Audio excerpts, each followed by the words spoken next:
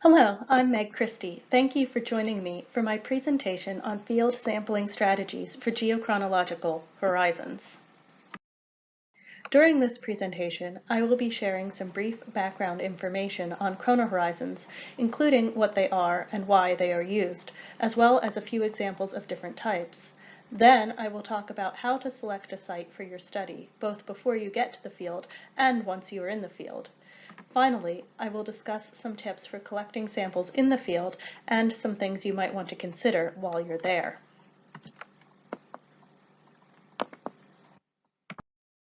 Chronohorizons are isochronous stratigraphic surfaces. This means that they represent a distinct timeline which can sometimes be correlated within and among study sites. We use them when studying coastal processes to constrain timelines for samples and events that we are interested in, as well as to understand age-depth relationships. There are several types of chronohorizons. One type, lithologic or sedimentologic, involves changes in the rock or sediment, often due to a change in environment.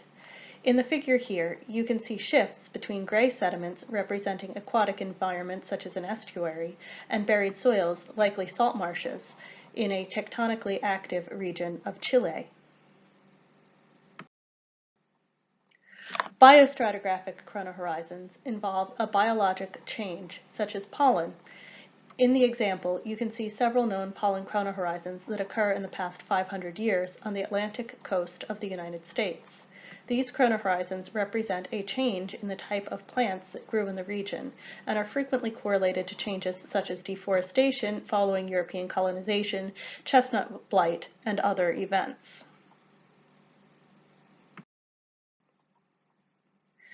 Because we have a timeline of pollution, measuring a variety of metals associated with industry can also be used to decipher chronohorizons. In the example above, several metals are plotted in stratigraphic diagrams. Using known pollution histories, the initiation of certain metals above background and peaks correlate to known events, allowing us to date those depths in the core. An age depth plot is shown from the site in the bottom right, which uses several of the metals from the stratigraphic diagram as chronohorizons.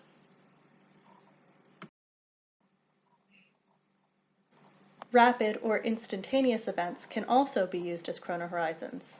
Large storms and tsunami, which wash sand into wetlands, and volcanic ash layers create these rapid, nearly instantaneous deposits. And if we know when these events occurred, we can use them for dating. Now that we've briefly discussed what types of chronohorizons you might find, let's talk a bit more about what you need to do before you go into the field. Knowledge of both your research question and the site or sites you plan to use is helpful in making sure you get appropriate samples. Regarding your research question, it is important to know what you hope to find and what information you need to answer it in order to ensure you are getting adequate samples and looking for the right things. Different types of dating and different chronohorizons work best at different timescales, and this will dictate what you are looking for in a site and what kinds of samples you might hope to find. The figure here shows some of the available methods for dating, including several that use chronohorizons and the timescale that they are best used in. Additionally, the geographic location you are interested in can help drive which chronohorizons you can expect. For example, if you're in a volcanically active region, you may expect to find a specific number of known tephra or ash layers, but would not expect to find these in the Holocene sediments of the U.S. Atlantic coast. Additionally, knowing your site is important.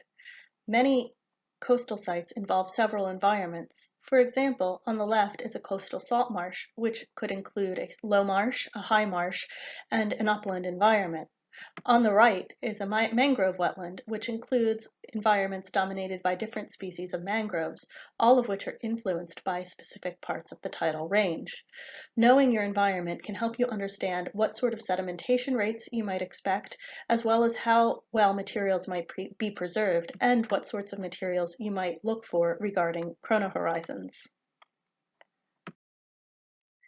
Sedimentation information can be aided by knowing your site. but it is also helpful to explore literature related to your site or similar nearby sites to understand what sedimentation might be like at your site. Sedimentation rates are needed to estimate how deep of a sample you may need to get in order to include your entire temporal range of interest and include needed chronohorizons.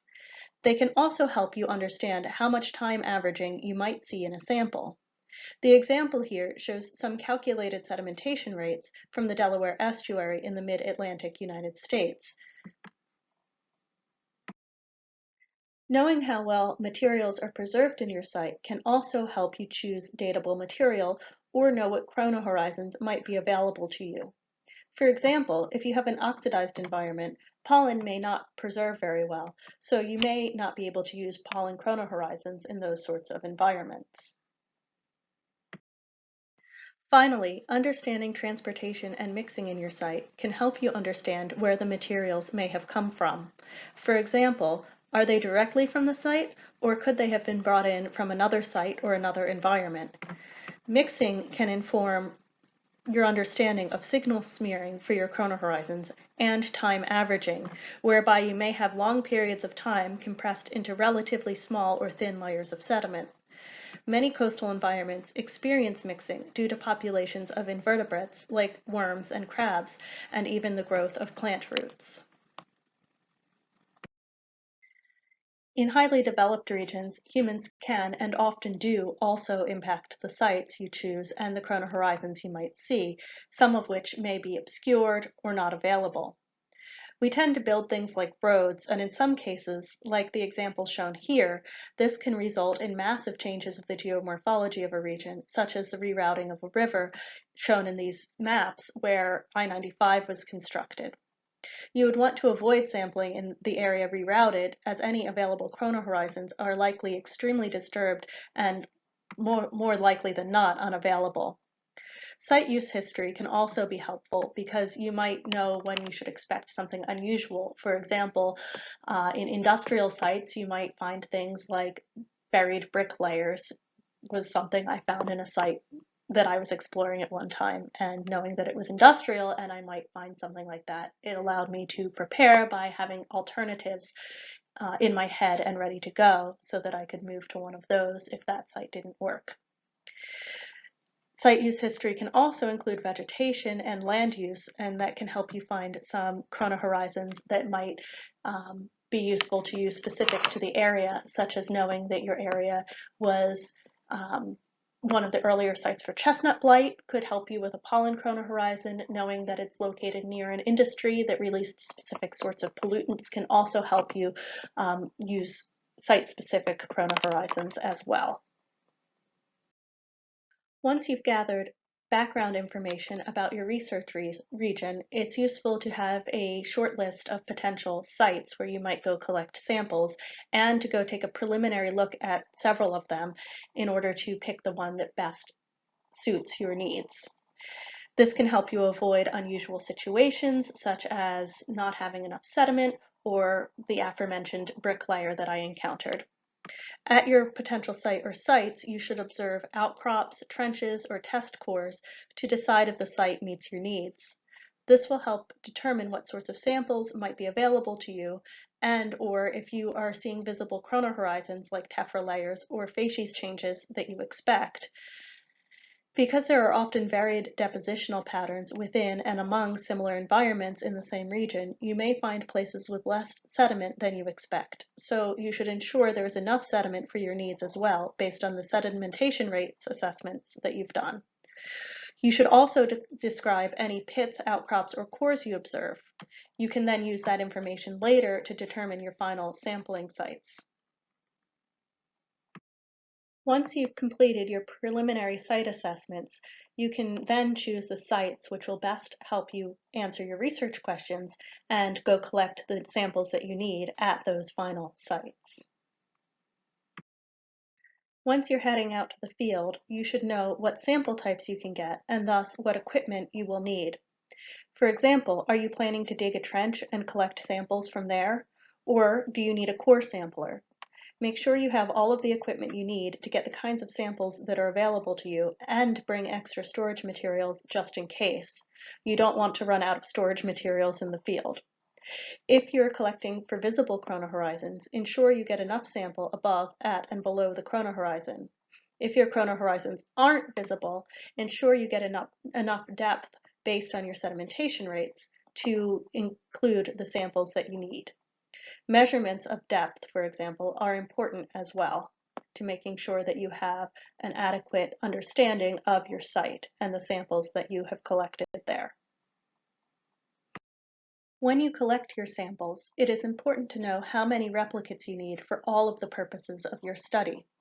It is better to collect too much sediment than not enough sediment, as it can be hard to go back to the sites in certain circumstances. Often, multiple chronohorizons and dating methods are used in a single sediment column, plus many studies need additional sediment for other purposes. It is good to have plenty of replicates, even a spare in case you need to resample for some reason or determine that an additional analysis is needed. You can see in this figure an age depth model created using multiple chronohorizons. Many of these chronohorizons came from multiple samples treated in different ways, thus requiring enough sediment for all of these analyses.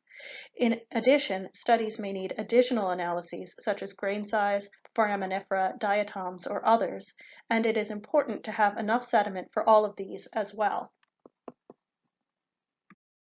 Most studies require that you know the location and the elevation of the ground surface where your sample was collected.